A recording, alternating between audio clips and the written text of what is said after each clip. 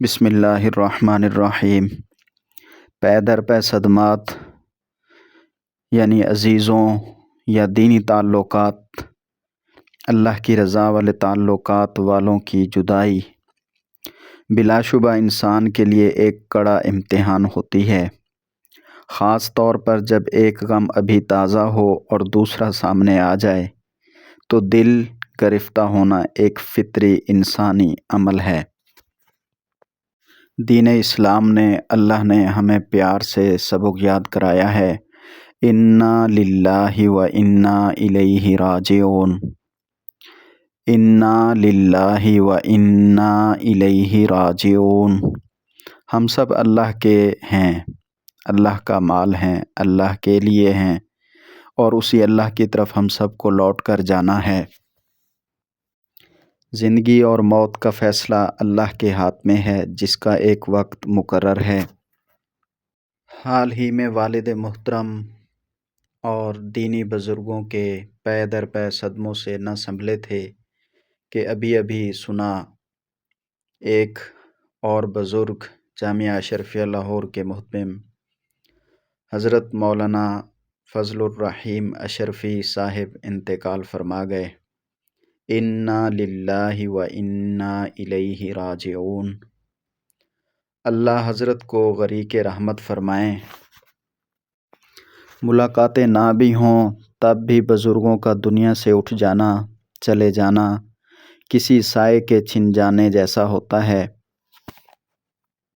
دینی تعلق اور اللہ کی رضا کے لیے دل میں ان حضرات کی قدر اور محبت زندہ ہوتی ہے، رہے گی۔ ان کا دنیا سے چلے جانا ایک ایسی محرومی ہے جس کا مداوع لفظوں سے ممکن نہیں ہے۔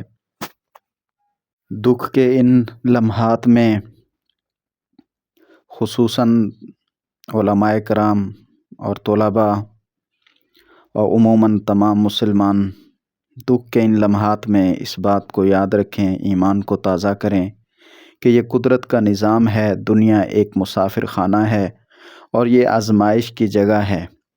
قرآن کے اندر آیا ہے کہ اللہ تبارک و تعالیٰ فرماتے ہیں کہ ہم تمہیں آزمائیں گے، مال سے، بھوک سے، تو یہ آزمائش کی جگہ ہے۔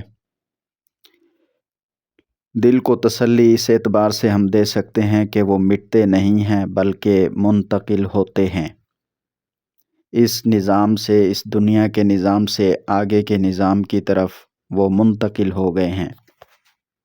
اور اللہ کا شکر ادا کریں کہ اللہ تبارک و تعالیٰ نے ان لوگوں کی محبت ہمارے دلوں میں بھر دی ہے، ان کی صحبت اور ان سے سیکھنے کا موقع ہمیں دیا ہے۔ اللہ تعالیٰ سے دل کی مضبوطی کی دعا مانگتے ہیں اور ان حضرات کے لیے صدقہ جاریہ بنیں، ایصال ثواب کریں۔ اے اللہ، ہمارے رخصت ہونے والے رشتہ داروں اور ان بزرگوں کی قبروں کو نور سے بھر دے، ان سب کو جنت الفردوس میں بلند مقام عطا فرما اور پیچھے رہ جانے والوں کو حوصلہ دے، صبر جمیل عطا فرما اور ہم سب کو اپنے نیک بزرگوں کے نقش قدم پر چلنے کی توفیق عطا فرما۔ آمین ثم آمین۔ ان دعاؤں کے ساتھ ساتھ جب صدمات مسلسل ہوں تو اجر بھی بڑھ جاتا ہے۔ نبی کریم صلی اللہ علیہ وسلم کی حدیث مبارکہ ہے، مسلمان کو جو بھی تھکن، بیماری، فکر، غم، تکلیف اور پریشانی پہنچتی ہے، یہاں تک کہ اسے کوئی کانٹا بھی چبھتا ہے تو اللہ اس کے بدلے اس کے گناہ مٹا دیتا ہے۔ دکھ کے ان لمحات میں وہ پیاری سی دعا انا للہ و انا الیہ راجعون، یہ محض ایک جملہ نہیں ہے بلکہ ایک مکمل فلسفہ ہے۔ اس کا مطلب ہے کہ ہم خود اور ہمارے پیارے سب اللہ کی ملکیت ہیں اور ایک دن سب نے اسی کی طرف لوٹ کر جانا ہے۔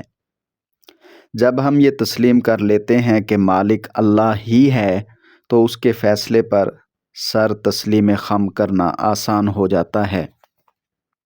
افسردہ اور غم زدہ مومن کی تسلی کے لیے یہ بات کافی ہے کہ موت ایک فنا نہیں ہے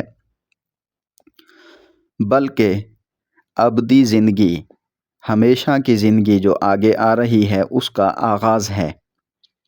اب یہ بزرگ اپنی آزمائش مکمل کر کے اللہ کی رحمت کی طرف منتقل ہو گئے ہیں۔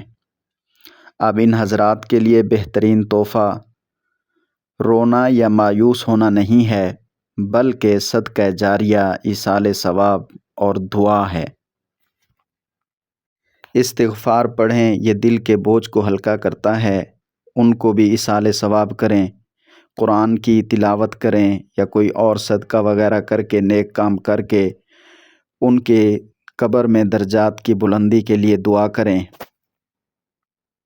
اپنے لیے اللہ تعالیٰ سے صبر جمیل کی دعا مانگے، جو انسان کو ٹوٹنے نہیں دیتا، وہی اللہ ہمیں صبر جمیل کی توفیق عطا فرمائے۔ رب ارحمہما کما ربیانی صغیرا، اے میرے رب میرے ماں باپ پر رحم فرما جیسا کہ انہوں نے بچپن میں میری پرورش کی۔ ربنا اغفر لی ولوالدی وللمؤمنین یوم یقوم الحساب، اے ہمارے رب میری مغفرت فرما، مجھے بخش دے، میرے ماں باپ کی مغفرت فرما، انہیں بخش دے، اور تمام ایمان والوں کی بھی مغفرت فرما۔ حساب قائم ہونے والے دن